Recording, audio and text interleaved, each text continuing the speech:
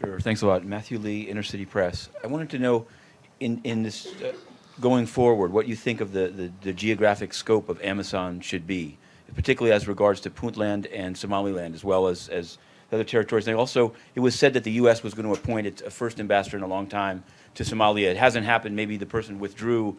Do you think there's any problem with that, or is that going to go forward? And finally, for Mr. Kay, there's something I need to ask you, which is it has to do with the former head of UNMAS in Somalia, David Bax. I've been told that there's a new UNOPS report out that actually he was buying an anti-aircraft gun, SA-7, while there. And I know that there were previous, and UNMAS has been unwilling to say it. UNOPS doesn't respond. I wonder if you could say what your understanding of that matter is. Thank you.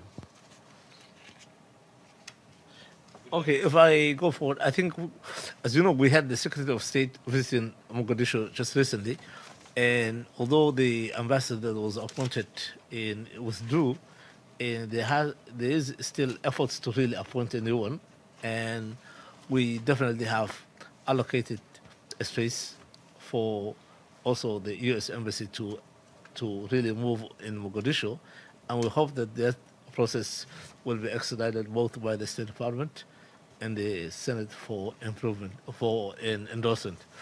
And on the other issue that you have asked was, if I may, The geographic scope. The geographic scope, yes. Actually, today in the council, one of the issues we have requested was the way AMISOM was geographically placed is not in line with the state formation systems. So I think we put a request to the council today to reconfigure the AMISOM forces in line with the state kind of formation that is now at the finishing line. Nick, yeah, please. Allow me, regarding AMISOM geographic space, let me say this. The type of war we're fighting now requires that we not be static and geographically or sectorally configured. Clearly, we do need to do away with boundaries between sectors so that with special forces, with quick response forces, we go after the enemy as we should. So in that sense, if Council goes ahead and give us a blessing for reconfiguration we're requesting, then you can consider that as a thing of past. Yeah, okay, Matthew, this is not really going to sort of do it for you, but I mean, clearly UNOPS takes such allegations seriously and has systems and processes in place to manage investigations of such incidents.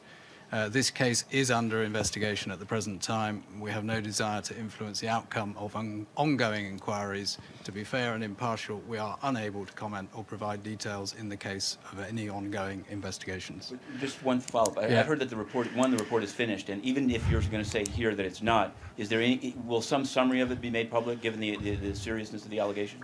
I haven't an answer to either of those, Matthew. My piece of paper here says it's ongoing, and I've just read out what my piece of paper says. But we'll get back to you, if there's any more on that.